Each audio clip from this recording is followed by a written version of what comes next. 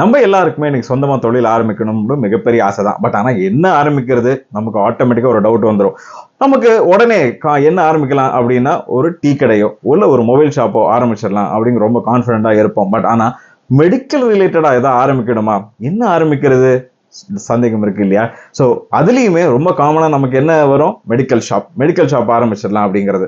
But நிறைய இடங்கள்ல நம்ம மெடிக்கல் ஷாப் பக்கத்துலயா இருக்கட்டும், இல்லை மெடிக்கல் ரிலேட்டடாக நம்ம இன்னொரு தொழில் நம்ம பார்க்கறது உண்டு. அது என்ன, ரத்த பரிசோதனை நிலையம் ஆர் லெபார்டரி. இந்த தொழிலை ஆரம்பிக்கலாமா நம்ம எல்லாருமே பார்த்துருப்போம். பட் எப்படி ஆரம்பிக்கிறது, யார்கிட்ட கேட்கணும், நம்ம எல்லாருக்குமே ஒரு டவுட் இருக்கும். அதை எப்படி பண்ண போறோம் அப்படிங்கிறதுக்கு நம்ம கூட டாக்டர் லலிதா செந்தில் இருக்கிறாங்க.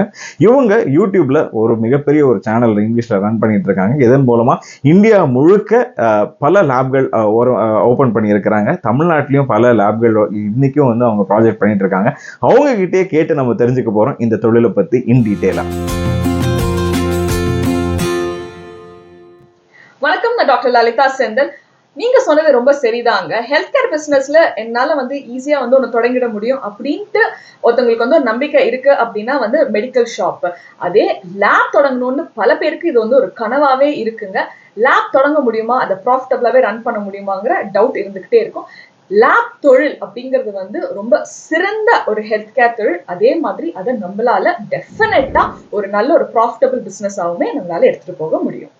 இது ஒரு நல்ல ஆப்ஷன் அப்படிங்கறத சொல்றீங்க டாக்டர். பட் நெக்ஸ்ட் என்னோட கேள்வி என்னவா இருக்கு அப்படின்னா, இந்த டயக்னோஸ்டிக் சென்டர், அதாவது ரத்த பரிசோதனை நிலையிலே நமக்கு வந்து ஒரு 2-3 மாடல் நம்மளால பார்க்க முடியுது. ஒன்று வந்து நிறைய ஃப்ரான்ச்சைசி பார்க்க முடியுது, நிறைய கம்பெனிஸ் ஃப்ரான்ச்சைசி கொடுக்குறாங்க, அதுவும் பார்க்க முடியுது. பட் ஆனால் எனக்கு தெரிஞ்ச நிறைய பேர் வந்து சொந்தமாகவே லேப் ரன் பண்ணிட்டு இருக்காங்க.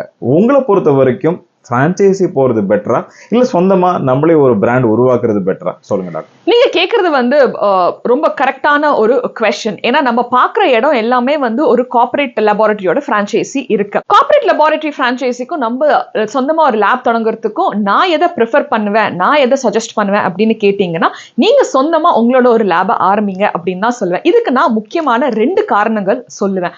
ஒன்னு, ஃப்ரான்ச்சைஸியா இருந்தாலுமே நம்ம தாங்க வந்து அதை வந்து உழைச்சு நம்ம தான் அதை வந்து உருவாக்கி நம்ம தான் வந்து அதுக்கு வந்து மானிட்டைஸ் பண்ண போறோம். இதை நீங்க உங்களோட சொந்த பிராண்ட்ல பண்ணீங்க அப்படின்னா பேரு புகழ் காசு எல்லாமே உங்களுக்கு சொந்தம். ஃப்ரான்ச்சைசி காரங்களுக்கு நீங்க எந்த ஒரு கமிஷனோ அவங்களோட ஃபீயோ எதுவுமே கொடுக்க வேண்டாம். 2வது விஷயம் அப்படின்னு பாத்தீங்கன்னா, நீங்க என்னதான் ஃப்ரான்ச்சைசி வச்சு நடத்தினாலுமே நீங்க அந்த பிராண்ட் தான் நீங்க வந்து ப்ரமோட் பண்ண போறீங்க தவிர, நீங்க என்ன உழைப்பு போடுறீங்களோ, நீங்க என்ன விதமான ஒரு ஹார்ட் ஒர்க் போட்டு அதுல காசு சம்பாதிக்கிறீங்களோ எதுவுமே நீங்க உருவாக்கணும், இல்ல உங்களோட ஒரு நேமுக்கோ வரப்போறதே கிடையாது.